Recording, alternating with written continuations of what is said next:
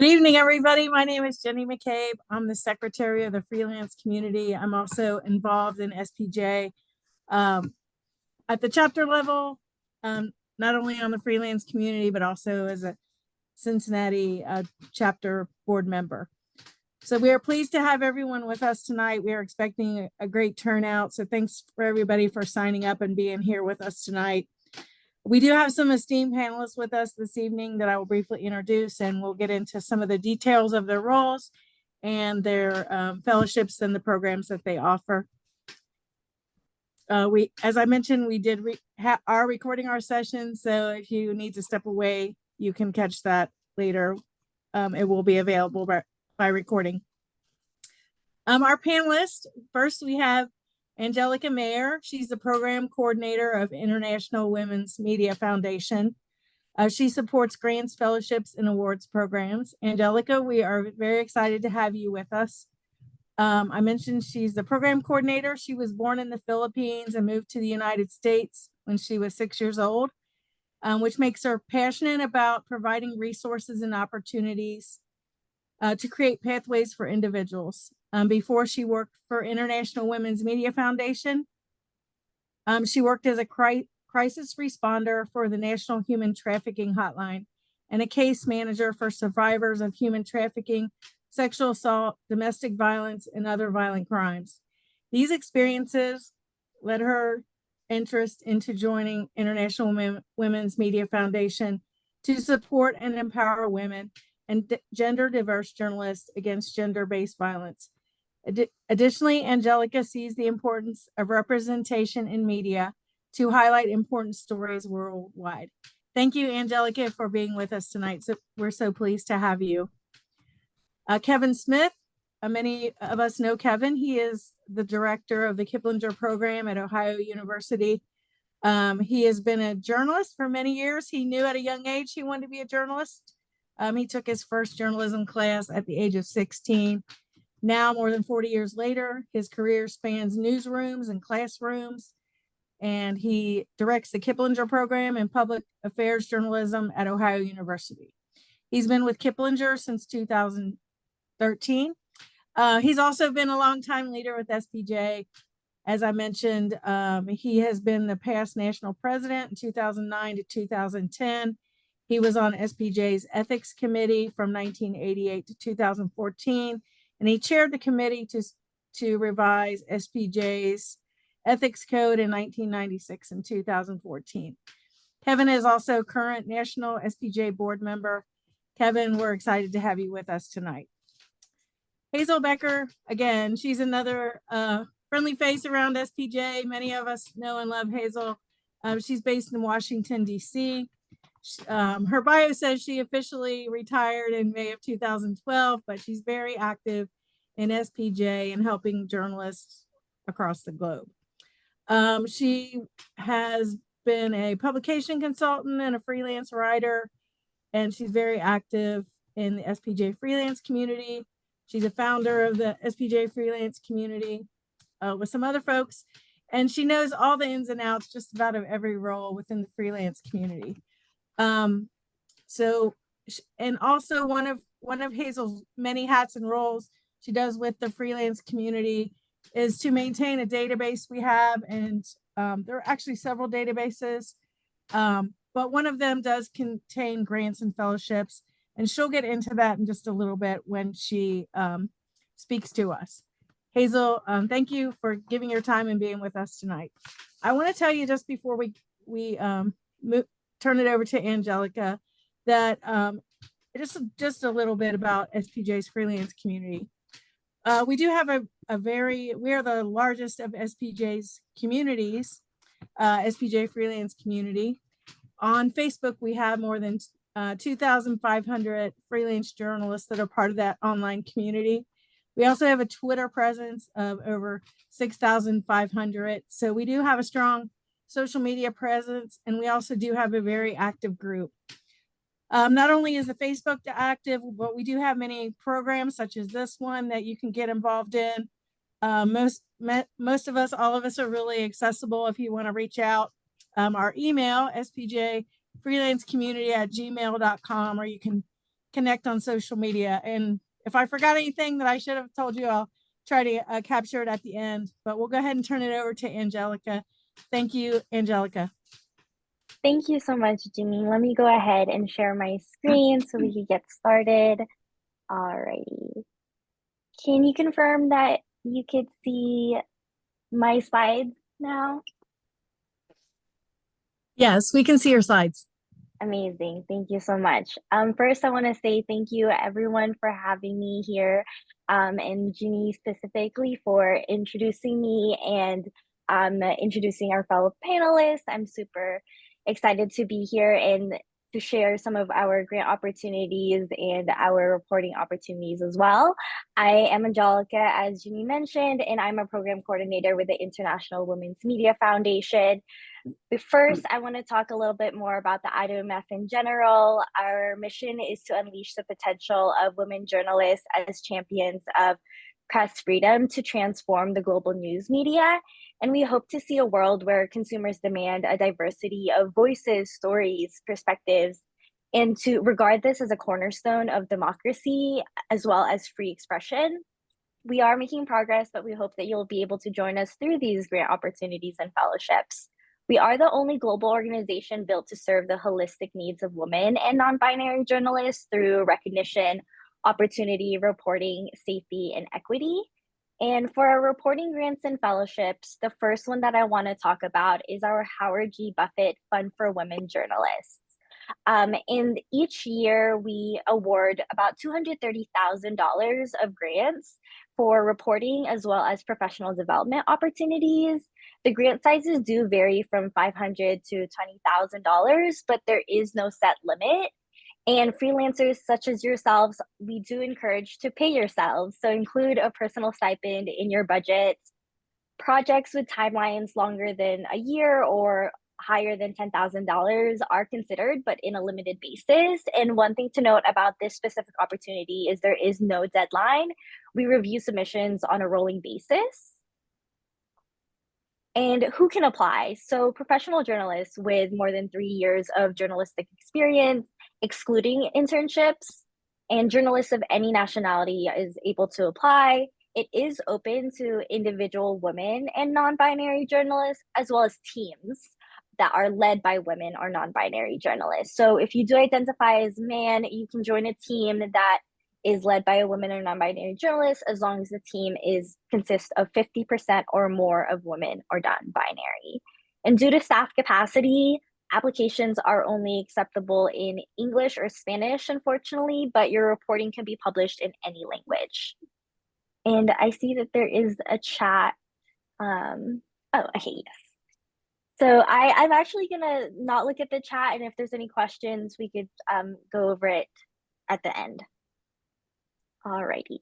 So Kim Wall Memorial Fund is another grant opportunity that we offer. It's not currently open, but feel free to sign up to our newsletter so that you could learn when that does open, because it is an annual grant. So since 2018, we've provided $5,000 of reporting grants to women and non-binary journalists whose reporting carries out Kim's adventurous spirit, who chases down these important underreported stories. And you could take a look at our website of stories and projects that we published and supported in the past, so you could know a little bit more about what this fund is looking for.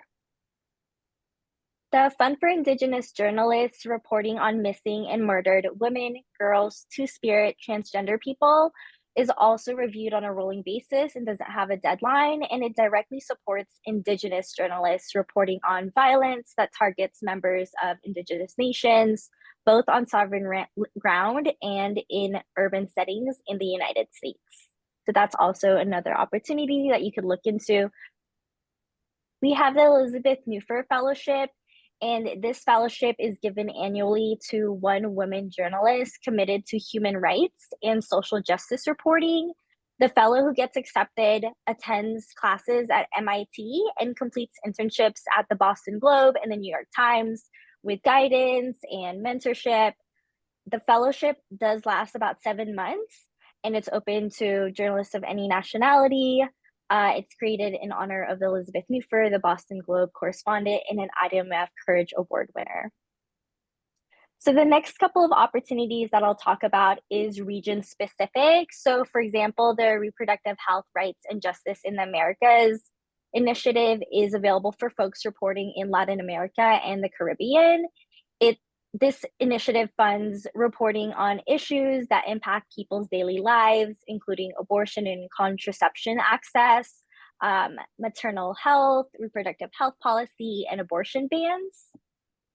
And the IDMF's Exprésate, or LGBTQI plus and women's rights reporting initiative, is also available in Latin America, specifically for folks in El Salvador, Guatemala, Honduras, and Mexico. It supports the production of high quality journalism by and about women and LGBTQI people.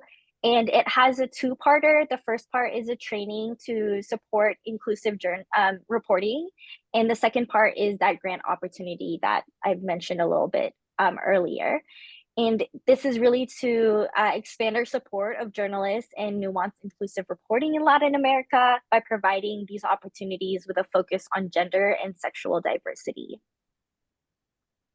So here are just a couple of application tips that I wanted to talk about. Before you apply for a reporting grant, we would recommend you closely review the information on our website, which includes our frequently asked questions. You could also see, as I mentioned, what reporting and projects we previously funded by visiting the reporting section on our website and filtering by what program you're applying to. So let's say you're applying to the Fund for Women Journalists. You could go to our website and filter by Fund for Women Journalists and read some of the reporting that we previously funded to see if your story idea matches what that application is looking for.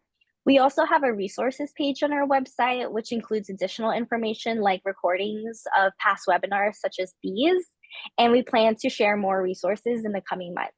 But to start off, I've included our top 3 application tips specifically for reporting grants here on the slide. So first being, be ambitious but realistic. We love to support and fund reporting that are on undercovered issues, challenging traditional media narratives. However, even big ideas need to be realistic and feasible. So really showcase that you're able to complete the project within the budget and within your timeline or the deadline. And speaking of budget, we do ask you to submit a full budget needed for your project. We want to know exactly how much you need to finish this project that you have an idea about. And if we're not able to fully fund it, we could still consider it for partial funding. So the second one is to tell us why your project stands out in a crowd. How is it different from existing coverage on this topic? And why are you specifically suited and best suited to cover this story? Is it your expertise? Is it your access to sources? Is it access to something else that makes you very, very well equipped to cover this story? And then tell us who your audience is. Whenever possible, an application is very strong if we see a letter of interest or commitment from an outlet, but don't worry if you're not able to get that at the time of the application being opened. You're still able to explain where you're pitching the reporting, and also you could demonstrate a strong track record of publication with that media outlet. And then we just ask that you don't make us really dig. We want to know what your proposal is in a clear, concise manner. If you're not able to put it in one sentence, perhaps it needs a little bit more fine tuning. And then also don't forget to include an accurate and detailed budget. As I mentioned, that includes personal stipends. We do have a full list of categories we cover and categories we don't cover on that same frequently asked questions page on our website. But some of the things that we do cover include travel, lodging, meals, translations, PPE. We don't cover the purchase of equipment, as a note. And lastly, don't give up. Some of our opportunities are very competitive and we get an influx of applications, and we aren't able to fund all of the deserving project ideas that we would love to. So we really encourage you to reapply, sign up to our newsletter. We have a lot of other opportunities that come up on an annual basis. And there is a link, as I mentioned, about some of the other webinars that we've recorded at the iwmf.org/webinar. And then here is a success story that I wanted to share. It was for a Fund for Women journalist that I mentioned prior, and an Indian freelance reporter, Supriya Vora, pursued an investigation into the environmental impact of iron ore mining over 5 decades. And through the stories that she published in Manga Bay, India, and some of the other media outlets that she worked with, she explored the impact of iron ore mining on water, and you could definitely read through her publications, which was amazing, as well as the financial fallouts of truck owners when iron ore mining was halted. And the impact is that it resulted in the local public works department fast tracking this pipeline construction project that was going to supply water to 2 of the villages that she reported on. The project was kept getting delayed, but because of her story, it allowed them to fast track it, which is an amazing impact that we like to see. And there's other case stories on our website that you could definitely take a look. And I'll just go over some of our other opportunities just very briefly. We do have awards that you can nominate your fellow colleagues, and some awards are also available for self-nomination. So Courage in Journalism Award, we've recognized more than 100 extraordinary women journalists from more than 50 countries working in the face of threats and adversity. And this goes on an annual award basis. If you know someone or feel as though you would really benefit or can be honored as a woman journalist who sets yourself apart by your extraordinary bravery, then feel free to look more into what that application looks like. And then we have the Anya Niedringhaus Courage in Photojournalism Awards that's available to you to apply to as a self-nomination. And it honors a woman photojournalist whose work demonstrates bravery, shows the reality of human condition, and helps us as an audience better understand our world. And we also have the Gwen Eiffel Award, which is open to US women and non-binary journalists of color working in the news media who embody mentorship, leadership, and the commitment to journalists, commitment to diversity in journalism. And then very briefly, we have some safety resources available for freelance journalists, hostile environment first aid training for journalists on first aid and self-defense. We have a mental health guide for you to download for free if you are facing online violence. We have online self-paced courses to report safely, how to deal with trolls. And if you do require a one-on-one consultation with one of our directors of safety, physical or digital, you're more than welcome to reach out to me or through our website to have that one-on-one free consultation to talk about tips. Before you go on a reporting that has some risks, you could figure out a safety plan. And then we have the Coalition Against Online Violence, which is a resource hub for you to gather all of the resources that you may need if you are being doxxed, if you are facing online harassment. That's something that is available for you as well. And lastly, we have the emergency funds, which supports journalists in crisis who may need psychological and medical care, temporary location, legal aid, and other access to resources. And that's available for you as well. And this is just our social media. Feel free to follow us and sign up to our newsletter to get notifications on when our opportunities open. And thank you so much. I appreciate it. Thank you, I'll pass it Angelica. over to Ginny. Of course. Thank you. Wonderful information. Thank you for sharing that. Next, we have Kevin Z. Smith. Kevin, I will turn it over to you.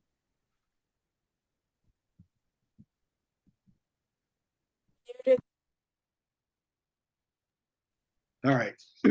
That whole time, I guess you could hear me and I didn't realize it. I was quiet. Okay. Thanks for having me. And it's a great opportunity for me to talk about Kiplinger program, which is celebrating its 50th anniversary this year. I'll tell you a little bit about the history of the Kiplinger program and what we have been and what we are now. and what we are looking for. So essentially, 1912, a guy named Willard Kiplinger was a journalism student at Ohio State University. He was one of the first people to graduate from OSU with a journalism degree. Willard went on to make his fame and fortune in business reporting in Washington, D.C. And some of you who are old enough know of the Kiplinger Financial Newsletter, and some of you who follow that kind of journalism also are familiar with Kiplinger Personal Finance Magazine, which has been around for about 60, 70 years. Willard was of the opinion that his reporters from time to time needed to leave the newsroom and spend some time recuperating, rejuvenating, and relearning. And he was a firm believer that journalists should be lifelong learners. They should be given opportunities by their employer to engage in learning and educational opportunities over the course of their careers. And when he passed away in 1968, a few years later, his son, Austin Kiplinger, who, just a footnote here, Austin died when he was 97. At that time, he was the oldest living member of SPJ, and was a devout supporter of SPJ. He donated several $1 million to Ohio State University to put together what was known as the Kiplinger Program, Public Affairs Journalism, and a fellowship. Now, the first fellowships were year-long fellowships. And you can sit here for a minute and imagine that your editor gives you a year off to take a sabbatical, to go to a university. And if you're, let's say you're a political reporter, you could take political science classes, you could take history classes, you could audit any class on the books at Ohio, would have a master's degree. That is what the program originally was. And it was that way for several years. I'm talking almost 2 decades. It changed from a 12-month master's program to a 9-month master's program to a 6-month non-master's degree to a project-oriented. When I came in 2013 to the university, it was a week-long fellowship that focused on digital media. So at some point, the decision was made to reduce but to open it up to more people, because initially you would only have 5 or 6 fellows who would be chosen, and now you could open it up to 20 or 25 fellows and have a week-long fellowship. So that is what it has been since around 2004. So we're now approaching about 20 years under that format. So when I came, what we did was we focused on digital media skills. So how do you use social media to be a better reporter? How do you use your phone to be a better videographer? And we focused on those skill sets. Well, over a period of years, we began to learn that if you're a journalist in 2023 and you don't have any digital media skills, then you're probably way behind the 8 ball. All right. So many of the people have developed digital media skills and quite honestly, journalism training is a space where there are a lot of players. SPJ, IRE, NAHJ, all of those have training going on and focused on digital media skills. That brings us up to the current time. In 2019, we made the decision that we were going to refocus the attention of the Kiplinger program, and we were going to take up what we call critical reporting issues. And essentially what that means is that each year we will have an issue that we believe that journalists either are not reporting well enough or they are underreporting all total. So the first year in 2019, we focused on climate change. So we had environmental journalists. We had 22 environmental journalists from around the world come into Ohio University and spend a week. And we brought in some of the leading experts in climatology and climate reporting. So we essentially try to balance between expert and then the journalists who are actually covering climate change. Last year, we focused on political discourse in covering democracy. Those topics ranged anywhere from how to cover extremist groups to what does polling really mean? Do we, as journalists, focus too much on polling? How do voting machines actually work? We had engineers come and talk about how voting machines actually function. And given all of the discussion that had followed the last general election with regards to improprieties and voting machines being rigged by ex-dictators from South America. Anyway, this coming April, we are focusing on what we think is an extraordinary issue that is grossly underreported or misreported, and that is immigration and migration. And I say that because it's a global issue. Immigration in this country typically means our southern border, but migration issues all over the world are affecting all of us, whether that is economic migration or labor migration or political migration. All of those types of things we're going to take a look at. If you are a journalist with at least 5 years of experience, and you cover immigration and migration issues, whether it's the national level or even at the local community level, we would really like to hear from you. Applications are open now and they will close at the end of November. So you have about another 4 more weeks to apply. It's a simple process. You go onto our website. If you go into Kiplinger program, I don't have the URL memorized, but if you go to Kiplinger program in Ohio University, you will find our website. If you follow the tabs across the top, you'll find application. Click on application and you can apply. And it is an online application. It's easy. It should take you all of 20 minutes to apply. I will say this to you. When you apply, they're going to be asked to give an explanation as to why you want to be a Kiplinger Fellow. You're going to be asked to leave about a 400 to 500 word bio, and you're going to be asked to leave samples of your work, 3 samples of your work. Please have all of that material ready when you go onto the website to apply, because once you start applying, if you stop, that application will be recorded. If you try to come back, you will not be able to access that application. I'm sorry, it's just the way Qualtrics works at OU. You will have to start a new application all over again. So to save you time, prepare all of your material beforehand, and it says that prior to the application, there's an instruction sheet for you to read, and please read it and prepare for the application. Like I said, we've been around for 50 years. We have our fellows have come from in the past, in the 10 years I've been here since 2013. The BBC, CNN, the Associated Press, the New York Times, the Wall Street Journal, Washington Post, El Globo, La Nación, which is a newspaper in South America, the LA Times. But we also have taken individuals from freelancers, like Jenny is a freelancer, and she is a Kiplinger Fellow. We've had reporters from Biloxi, Mississippi, and Grand Rapids, Michigan, and Santa Fe, New Mexico.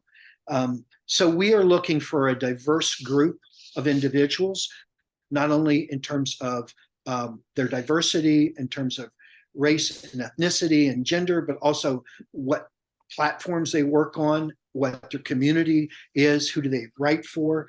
I'm happy to say that we've had some of our SPJ people, Matt Hall, who's former president, was a Kiplinger Fellow. Lynn Walsh is a former fellow, and she was and Rebecca Baker. All 3 of those were SPJ presidents. I mentioned Jenny, Neil Ralston, who was a longtime board member and vice president for Campus Chapter Affairs back in the 90s. He is one of the original Kiplinger Fellows who has a master's degree from OSU. We have Pulitzer Prize winners who won Pulitzer Prizes before they took the fellowship and have won Pulitzer Prizes afterwards.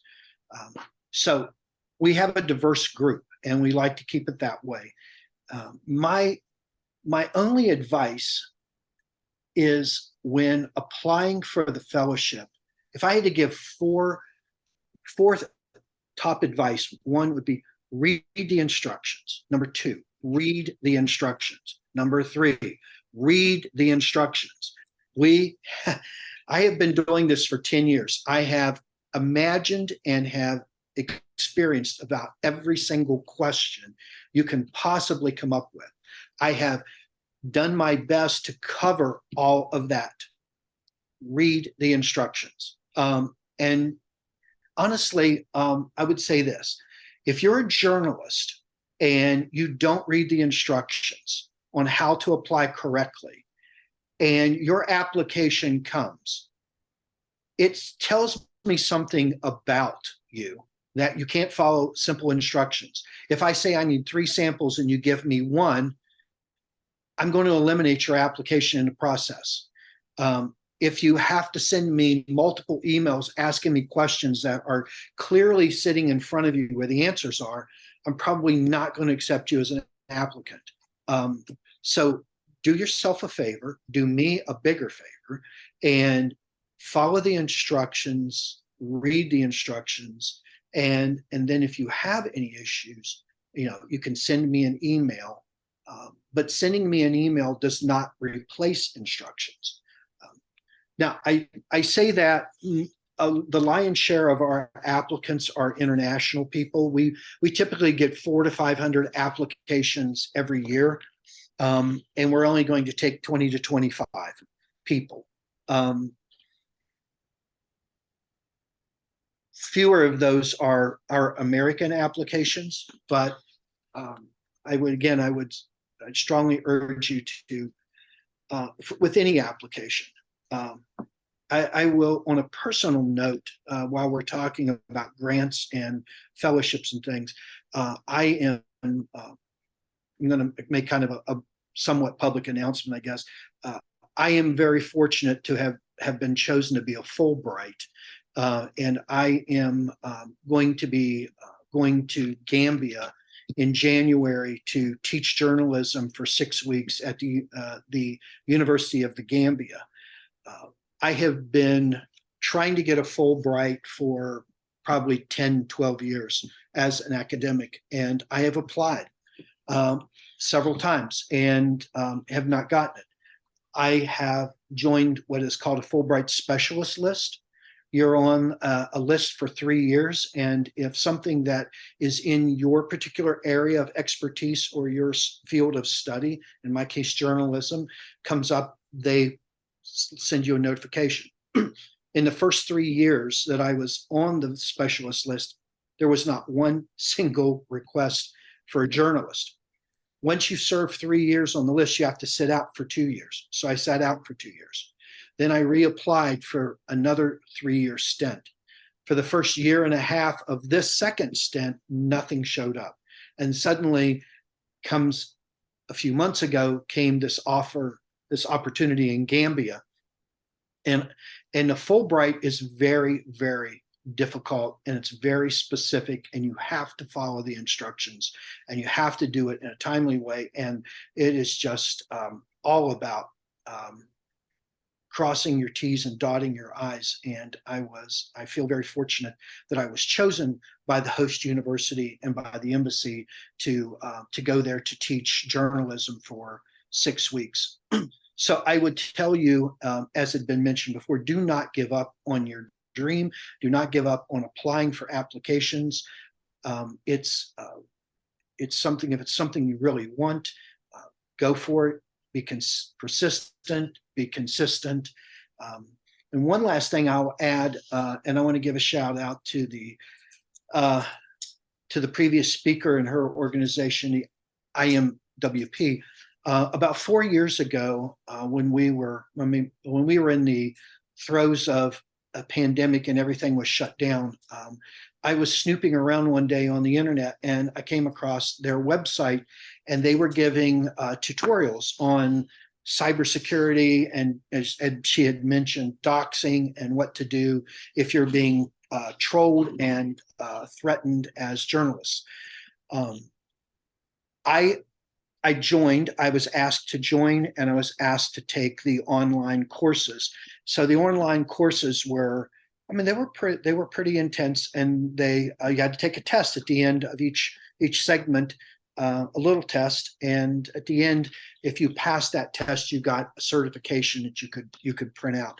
And there was about 5 or 6 of those programs. When I finished that, I took that knowledge that I had attained, and I created a PowerPoint presentation about cybersecurity and how to deal with trolls and bullies and doxing and those kinds of things. And I've actually presented it. I actually presented it at SPJ convention. One of the things that I'm going to be talking to journalists in Gambia about is the idea of protecting yourself. And as a direct result of that education from our previous speakers organization, I am educated, and I am using that information and educating others. And I will be using that information to educate journalists in the Gambia coming up. So thank you. I think I've talked myself out. Thank you, Kevin. That was fantastic. Thanks. Great job, and congratulations on your program that you have coming up in Gambia. Cool. Hazel Becker is with us also, our third panelist, and she's really going to talk about the resources that we have. We've compiled a guide of resources and fellowships, and Hazel, I'll let you take it away. Okay. Hi, I'm Hazel Becker, and I am a longtime freelancer. I started at the beginning of my career, and then I ended as a freelancer after almost 30 years of working for a publishing company that is now part of Bloomberg. I have never had a fellowship. And after I show you the resources that we have, I'm going to ask Susan Ballot to tell us about how she got her fellowship. She might have some other things to say. So I'm going to share my screen. Let's see here. Where is it? This one.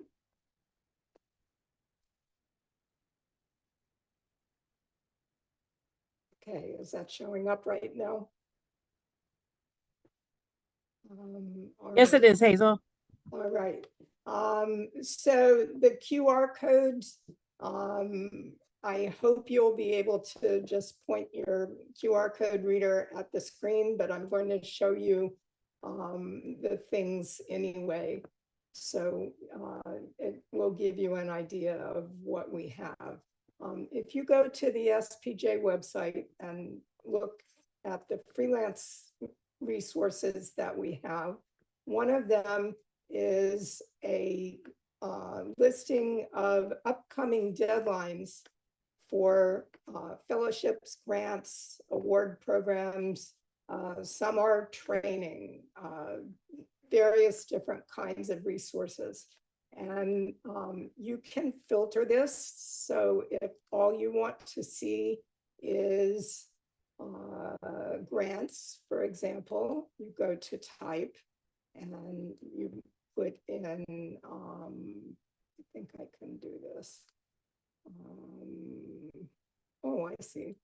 This one is a drop down. So these are the grants that have deadlines coming up right now. Now, this is not going to show you the rolling deadlines like the ones that Angelica was talking about, but we have a separate listing of rolling deadlines. So you should find there are IWMF rolling deadlines showing up on here. And some of them don't say IWMF at the beginning, so, but they're probably here too. So that's what you will find. I'm going to put the,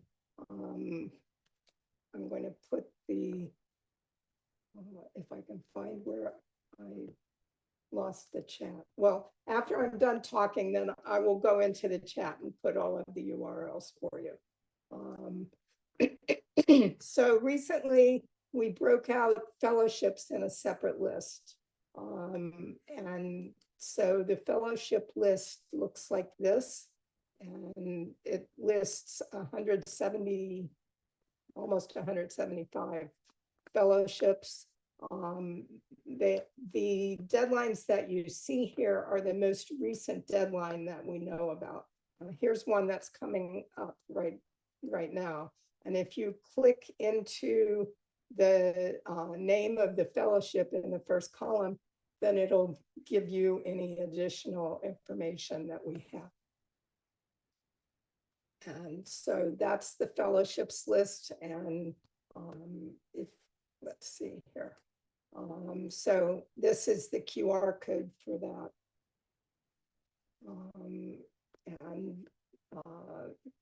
I will put the URL in the chat in a little bit. We also have a listing of grants or other funding sources, and sometimes that means it's a fellowship. So some fellowships come with up to $10,000 grant, for example. And so this is the funding list, and you can also filter this. These will all be funding, but if you want to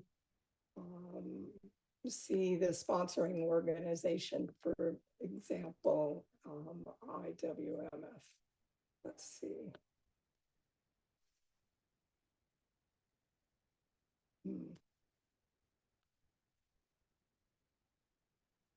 Not showing up. Oh, wait a minute. Oh, they're not in alphabetical order. Okay, I'm going to fix that. So I'm not going to fix it right now, but oh, there it is. So now these are all the things we have in our database for International Women's Media Foundation. So that you should be able to access this information, and I will get around to in a minute to putting those URLs in the chat. And if you want more information about what the freelance community does, you can go to our hub at spj.org. And this is the freelance opportunities database that I just showed you. We also have a database of pitching that link to pitching guidelines. We have a guide to freelance journalism, which we will be uploading a new copy of it, all new information to the web. I hope by the end of the year. That is the plan. So that's what I've got. And now I will put all of those URLs in the chat. And I see. Hazel, yes. can you tell us briefly how you compiled, or how the lists are compiled, and just a variety of what's there? Sure. The database has grown through the years. I started just in an Excel spreadsheet, and I listed them, and I listed I put columns for the different information, and I just kept adding to it. And I have a field in the database that corresponds with the month in which the last deadline was. And so I go back and look to see, do they have, if it says 2022, do they have a deadline coming up in 2023? And that's how how I do it. That that's the best I can tell you, Jenny. It's just been a labor of love over the last 5 years and a lot of fun. So Thank you. that answer the question. It does. Thank you so much. Thank you to all of our panelists. Great job and a lot of good information there. We'll open it up now for some questions. Oh, wait, can we hear Susan? Oh, yes, please. Hi, Susan. Hello. So my name is Susan Ballett. I am a freelance radio reporter slash podcast producer slash adjunct professor in California. And I come to this, I'm also on the SPJ Freelance Community Board, and I come to this, I have done many fellowships. I haven't cracked the grant funding thing yet, but I've done a lot of international fellowships. I started years ago. There used to be a program called the Knight Center for Specialized Journalism at the University of Maryland, College Park, and they would do week-long sessions on specific topics. So like aging or city design or how the brain works, and they would bring in experts. And I think I did that 7 or 8 times. I might have had the record for doing it. And what I would try to do, and what I do for other fellowships that I've applied for, is I try to have a track record of using that fellowship to do some sort of story or do something, so that when I apply for future fellowships, I can say, hey, I've done this other one before, and this is what I did. This was my track record with that. And so that shows future fellowships that, okay, this is somebody who is going to like forward our mission. My first international fellowship was actually through the Rotary Club, and it was a group study exchange, and they no longer have the program, so I won't talk about that, but it was great. Then I did the Rias Berlin Commission's fellowship for broadcast journalists. I think now they also include online journalism as well. And it's basically twice a year. They take a group of a dozen or so journalists. 2 times a year, they take Americans to Germany. 2 times a year, they take Germans to America. And you meet with the Jewish community and the Muslim community and leaders and green, environmental stuff, and just a broad variety of topics, so that you can sort of a crash course on Germany. And you can apply, and you can also, it's 2 weeks long, but you can apply usually and say, hey, I was wondering if you would cover like 3 or 4 more days so I can work on this specific story, and they decide whether or not to approve that.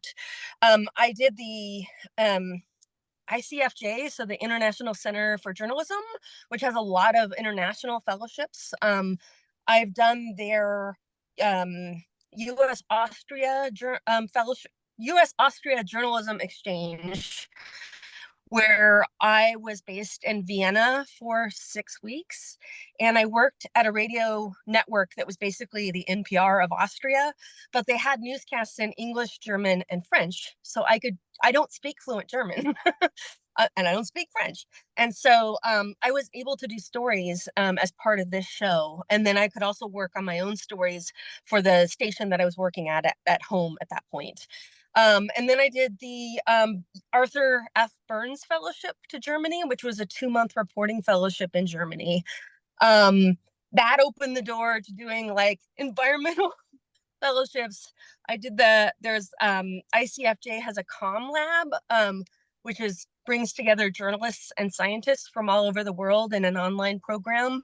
So I worked with a reporter from Argentina, and we came up with a choose your own adventure type of website for kids interested in science, science careers.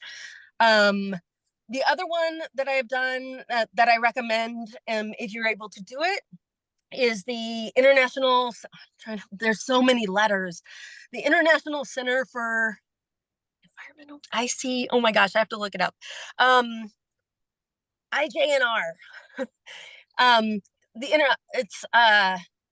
it's natural resources, journalism and natural Institute for Journalism and Natural Resources. Sorry, I didn't get the name. There's so many letters. I did their I did I think I've done a couple. I did one of their online fellowships, but I did one in person that was in Missoula, Montana at the like a federal wildfire lab. So it was all about the science of wildfires. And being in California, that's something that we're covering a lot of. And so I came out of that with a bunch of story ideas. I keep a folder. I still to this day, even fellowships I've done 15 years ago, I have a folder of story ideas that I got from those fellowships that I'll go back and refer to and look for stories. I cover quite a few things. I've covered like things in Germany because I've done those fellowships. I won a reporting award in Germany for one of the stories that I did on a fellowship. So there's also those connections. But really what I found that is that by showing that you have a track record, one fellowship opens the door to another, which opens the door to another, which opens the door to another. So if you can show that you're doing something with it, and you're not just like, oh, I get a free trip and I'm not going to do anything with it, they'll take you more seriously. So that's pretty much my spiel on that. I do have a question for the International Women's Foundation person. And that is something that we didn't talk about that comes up a lot when you're looking for grant funding, particularly as a freelancer. And that is the idea of fiscal sponsorship, which is that if you're not a nonprofit yourself, you can kind of glob onto a fiscal sponsor that takes a percentage of your fellowship and kind of acts as the nonprofit for you. And I was wondering of the panelists that we have now here, which one of those do any of those require fiscal sponsorships? So, thank you, Susan. I can answer on my end. I believe that we don't require that for any of our opportunities. We recognize that, that's maybe a little bit limiting. And to my knowledge, that's not something that we ever require. So if you do end up finding one thing though, if you do end up finding another source of funding, let's say we aren't able to fully fund your project, and this is for like a reporting grant, we aren't able to fully fund your project, but you still want to do it, you need to find other funding. We do ask you to consult with us in terms of all the crediting requirements and that the other source of funding to do, I guess, like adhere to and agree to the crediting requirements from the IMF. And then also we recognize that they may have crediting requirements on their end as well. And so whatever that may look like, we want to have a conversation so everyone's on the same page. But in terms of what you're talking about, I don't believe that that's a requirement on our end. If it is, I'll more than happy to reach out to Ginny and Hazel to let y'all know on that regard on the node. But I don't think that that's ever a requirement on our end. There's a question in the Q&A panel from Emily Schwing. She's a freelancer in Alaska. She covers the Arctic region issues. And she has two questions, Angelica. One is, will IWMF co-fund projects with another grant? Yeah, I can answer that. Thank you so much for your question, Emily. So usually we typically want to have one grant pending at that time. However, it is approved on a case-by-case basis. We do have a lot of opportunities going on at the same time. And so we recognize, if you want to have multiple projects going on, we just want to make sure that same thing what we talked about is being realistic. If you have a project with us already, we want to give that opportunity for others as well, but that doesn't necessarily mean you can't apply to multiple opportunities at the same time. And so we'll have that conversation. Let's say you do get one of the grants on another program and then you apply, and let's say we already recognize you have an ongoing grant, then we'll have a conversation on what that looks like on our end. So it's not 100% like you can't have both going on, but it's just something that we review on a case-by-case basis. And then I see that she has another question. How many times can a reporter apply for the IWMF grant funding? You can apply as many times as you want. We encourage you to apply as many times as you want. Keep applying. And will you consider proposals in future years if already funding one project with a reporter? So yes, we've had multiple grants before, but we typically do give priority to those who are first-time applicants or first-time, I guess, grantees, let's say. If you've done it in the past, we're more than happy to consider you again, but we want to give that opportunity to folks who maybe have never gotten a grant from us before. We have seen times where a reporting and investigation is so deeply impactful, and there comes another story idea or another investigation out of that that maybe could coincide into a follow-up grant. And so that's also something that we've seen in the past, though it is rare. I hope that answers your question. Thank you, Angelica. We do have another question in the Q&A, and Kevin, anybody can weigh in on this, but Kevin, I'll turn it over to you. James Naylor asks, he's a student at Wright State in Ohio. He's a freelancer and a senior. He's not new to journalism, but he's new to freelancing. He says, I don't feel like I have enough experience to apply for grants and things, but do you have any advice on how to get more experience when you are a new freelancer? Yeah, I'm probably not the best person to answer that because I've never been a freelancer. I would, again, our fellowship requires at least 5 years of experience. The program was really our program was really created for what we called mid-career. That was what Mr. Kiplinger's vision was, and what the program's vision was. It was mid-career. Now, what is mid-career? I would find mid-career is probably, when I came up through in the 40s, when I was in my 40s, I was probably mid-career. With the lifespan of journalists now, mid-career could be, easily in your 30s or late 20s. We realized that we were severely limiting our number of applicants if we actually expected to pick only those people who were in their 40s. So what we've said is you have to have 5 years of experience with regards to that. Also, since we have gone to a specialization, we will look at those people who are working in that particular area. So if you're looking at applying, I would want you to have written and shown me work samples of you working and covering immigration migration issues. Which brings me to something I would, as someone who has applied for academic grants and has won a few of those, one of the first things I would say to you is be honest with yourself and be honest with them about your grant application. So many times people see something that is outside their wheelhouse, so to speak, and they think, but yeah, I could try that, or I could make that happen. And they write a grant looking for money for something that they have no experience in, they have no track record in, and it comes across as just someone desperately searching for money. And I've sat on some of those committees that have awarded grants and so forth. And so the first rule I would say with regards to grant writing is know what you want, know what you can do, know what you hope to accomplish, and go after those grants that supply that.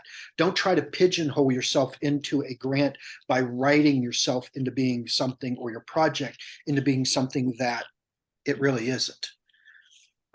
But as regarding freelancing, I would beg to Hazel with regards to that question about how do you get more experience in freelancing. I've I've been the unfortunate one who's had my legs strapped to a newsroom desk for the first 15, 20 years of his career. So Yeah. Thanks, Kevin. What I put in the Q&A panel is the best answer I have, which is join the SPJ freelance community. Come to our programs, join us and become active and get to know the other people who are active in the freelance community. You need a community, and you need a newsroom. And this is why the freelance community was formed. And this goes back to 2014. Freelancers need a newsroom. And if you have a community of people that you can turn to bounce questions off of, to ask about sources, how would you do this? How would you do that? So that's my first piece of advice, is join the freelance community. My second piece of advice is pitch. Pitch, pitch, pitch. And now I'm going to turn it over to Susan, and maybe then Ginny will tell us how she's done it all these years, because she's a full-time freelancer too. Susan? So I just wanted to point out that on international fellowships, there are quite a few of them that have an age cap. They cap out at like 40, maybe 45. Not all of them, but a lot of them. So they are actually geared toward younger journalists. The Fulbright is one of them that like you can apply for and do right out of college. And this is if you're looking for experience being an international correspondent, or you want that type of reporting experience. So there are quite a few that are actually geared toward younger reporters. And then the other tip that I wanted to give is I've been working on, well, two things. One, watch out on grants. For some of them will require matched funding. So many Cal Humanities grants, like if they give you $20,000, they expect you to find additional grant funding of $20,000. If you have a fiscal sponsor in that case, they can help you with that, but just be aware that that exists. I did not know that existed until this year. And the other is if you're applying for, I don't know about fellowships, but like if you're applying for grants and you get declined, many of them, if you email them and say, hey, my application was declined, I was wondering if I could talk to somebody about why. Sometimes they will give you feedback. They will give you the grade sheet that they used in their deciding who gets what, so you can see where you're deficient and what you need to shore up for the next round of funding. So don't like be shy and be like, oh, I didn't get it, I'm just gonna like go off in this corner and whatever. Be proactive and ask them why, and a lot of times they will tell you. But yeah, I just wanted to point out there are actually a lot of fellowships designed for early career journalists. I would echo that too. And I think I would go back to what our panelists said and read the instructions. A lot of that is spelled out just through the application process. So I would maybe target a couple that you're interested in, and then maybe see, if you're able to apply for it. I also wanted to say and talk about another opportunity that it just ended. So our application just ended, but if it happens to happen again, you'll see in our newsletter, which is our mentorship programs, which I think is a great way for up-and-coming journalists to just have, as you mentioned, that sense of community.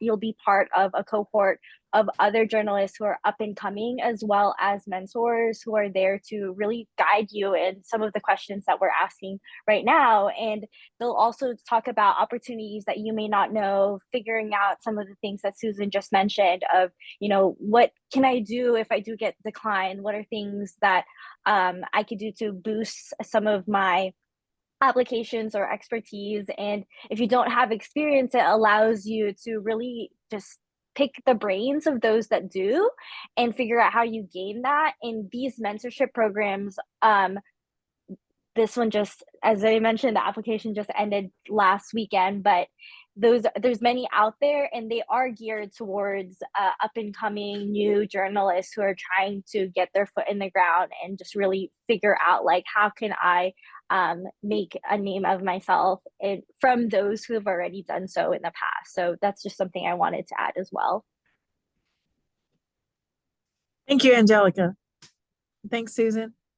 There are a couple more questions in the chat. In the Q&A panel. And one, Kevin, since you mentioned that your program is intended for mid-career and people need to have 5 years of experience, the person is asking if you have a year of freelance journalism experience, 2 years of J school, 10 years writing experience in marketing, and can construct a realistic grant proposal should you apply for a mid-career opportunity. Yes, we will not take you if you're an academic. So if you have 10 years of writing experience and you're a PhD student, or you're a professor, a full-time professor at a university, we will not take you because this is for professional journalists. With regards to the 5 years, if you've been in marketing and writing for 10 years and have 5 years of professional experience, we would consider that, yes. Thank you. But it's important to realize that you need to be covering migration and immigration issues. If you're an arts and entertainment editor and you apply, you won't really be considered. It's simply because we have so many applications and we have so few spots. I have between 20 to 25 selections on a global scale. I want to make sure that I get the right mix of people and the people who are really covering the issues that we're because if you're arts and entertainment and you come there, you're going to spend an entire week getting an earful about immigration. Just like 2 years ago, you would have gotten a heavy dose of climate. If you don't really cover climate and environmental writing, you're not going to appreciate it. Thank you, Kevin. We also have another question in the Q&A. Jordan Hickey, freelance journalist based out of Arkansas. Another question for Kevin. When it comes to awarding a fellowship like the Kiplinger, what's the difference between someone who's a finalist and someone who's offered a fellowship? I ask as someone who's been a finalist for several high-profile fellowships, but have yet to secure an offer. Yeah. So typically what we do is we look at your experience. We look at the outlet that you work for. If you don't work for an outlet and you're a freelancer, we look at the freelance, markets that you work within and what you cover. We look at your years of experience. We look at your writing samples to confirm that, obviously that you are covering the areas that you say that you are, and we look at the impact that has. We also look at, and this is sort of an intangible, we look at your ability to take the knowledge that you have and share it with others. We think it's important. If you work in a newsroom and you're going to spend a week with us learning things, are you going to be willing to share that with others in your newsroom and through organizations that you work with? So there's about a handful of different things that we look at. We look at, your outreach, your experience, what you're covering. We look at your ability to share with others in making that decision. Oftentimes when it comes down, I remember the very first year I was at Kiplinger, I was the assistant director. I had to sit at a keyboard and go through and read 873 applications for 25 slots. And I had to go through each one of those and filter them first by, did they all send in writing samples? Did they send in their bios? Did they send in their reasonable expectations? One of the things that I will say to you that is probably one of the most disappointing, when I say you have 400 to 500 words to express to me what the Kiplinger Fellowship means to you and why you want to have it, if you write 2 sentences, that tells me that you're not that engaged in wanting to be here. If I say, what would it mean for you to get a expense paid trip to come and spend a week learning about immigration and migration issues or environmental issues, and you write 2 sentences, and that's all that you can, that's all. You're a writer, you're a journalist, and if you can't come up with a better selling than 2 sentences, then I'm just going to go, not really interested. He's not really interested, and therefore I don't need to be interested.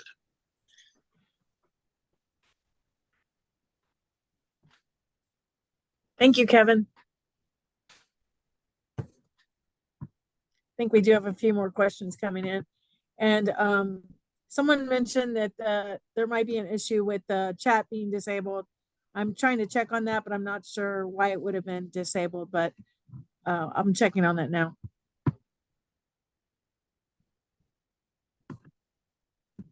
And I believe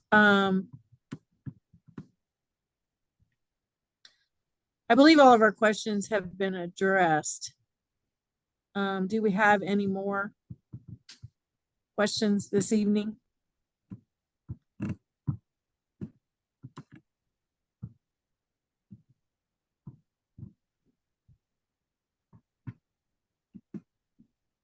I am not seeing any more. We do have resources that have been posted, and Ginny, if I'm able to share just one more thing, I actually have a example application, if that's helpful for folks to see. It's specifically tailored for our Fund for Women journalists, but it's applicable to a lot of the other grant opportunities that we have. So let me, if that's okay with y'all, I could use just a couple minutes just to share that again.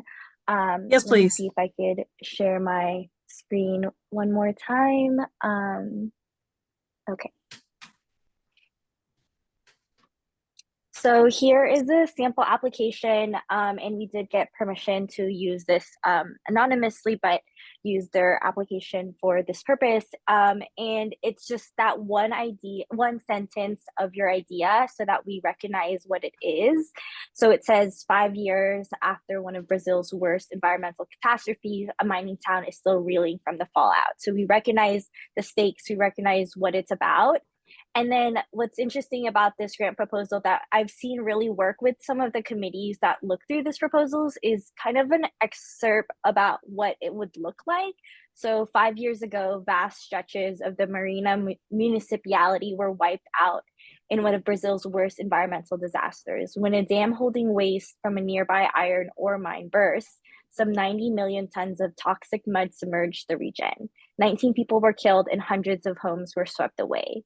Today, the region is still reeling from the disaster, where the villages, and then I will probably butcher them, so I won't say it, once stood. Walls of abandoned homes are still stained in a deep, muddy red. As the forest edges closer, dense vegetation is enveloping concrete shells that was once schools and churches. The waters of a nearby river are murky and devoid of life. I plan to revisit this region on the 5th anniversary of the disaster. My reporting will explore the lasting impact of this catastrophe on communities in this area. More than 400 families are still awaiting the homes that were promised to them by the company that owned the dam. Some 40,000 hectares of Atlantic forests are yet to be replanted, and rivers that were once brimming with fish were poisoned and have still not been treated. And so we have a great idea of like what it's going to be about, what they're planning to do, and why it's important, what the stakes are. The publication plan is they have a final product that will be 1,500 to 2,000 words, feature story accompanied by still images, and will be published by X news outlet, one of their regular freelance clients. And so we already recognize they have a strong track record with this outlet and what it's going to be about. And then the professional statement is states, I believe my experience reporting in Brazil, often on stories involving environmental issues and human rights, places me in a uniquely suitable position to tackle this project. I have reported in the Amazon on similar stories, and I have a deep understanding of the impact of commodities exploitation on people and environments. The project will also represent an important career development opportunity. It would allow me to expand on reporting on environmental issues, giving me the opportunity to publish my work on the subject in a wider variety of outlets and in more mainstream publications. So we recognize they have expertise, they have, you know, the why it's the best place for this story, as well as how it will elevate their career if they do receive this grant. So that's just a idea of what it would look like. And then this is another of why it was a great application that we funded. It's compelling, easy to understand. The pitch has a commitment, it's experience reporting on environmental issues, and the budget is detailed.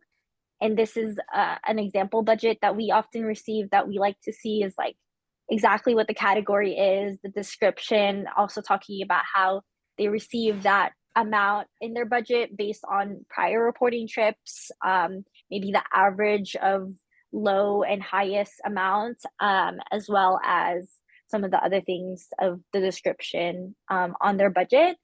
And then just a really quick thing of our list of budget do's and don'ts for the IDOMF specifically, but it's also available on our website if you have any questions. So I thought that would be helpful to share. Thank you. Yes, it is. Let me just check on the questions again and see if any more have come in.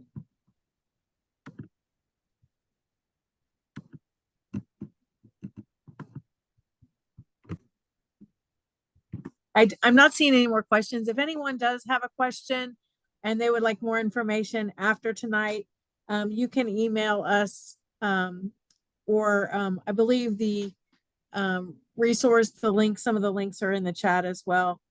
But SPJ Freelance Community at gmail.com, and we can connect you with Angelica, Hazel, or Kevin, or Susan, any of us, myself. So if you have any additional questions after tonight, please reach out anytime. We'd be happy to help. And again, just before we close, I'd love to thank our panelists for being here tonight. A very informative and great session. So I want to thank you, Angelica, Kevin, Hazel, and Susan, for just sharing about the fellowships and the grants and all the great opportunities that are available tonight. So I hope everyone has a good night. And again, we'll make this recording available to everyone.